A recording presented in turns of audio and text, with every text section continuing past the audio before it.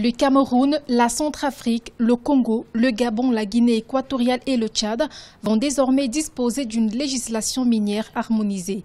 L'esquisse du code minier remis le 29 septembre 2017 à la commission CEMAC pose les jalons d'un code communautaire adapté aux principes de la vision minière africaine. L'esquisse, c'est déjà un document de base sur lequel on s'est entendu sur les principes fondamentaux concernant la mise en place du code minier, un code minier, en tenant compte de la vision minière africaine.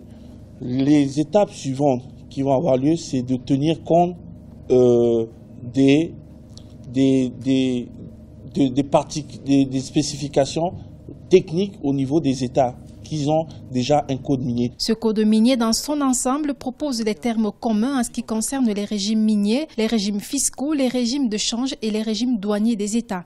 Pour les experts, les États devraient mutualiser leur gestion des ressources minières afin d'en tirer de vrais profits. Le cadre communautaire présente certainement plus d'avantages que les cadres nationaux, dans la mesure où aussi ils vont avoir une stabilité plus grande. S'il y a un cadre communautaire du code minier, il sera impossible pour chaque État individuellement de le modifier.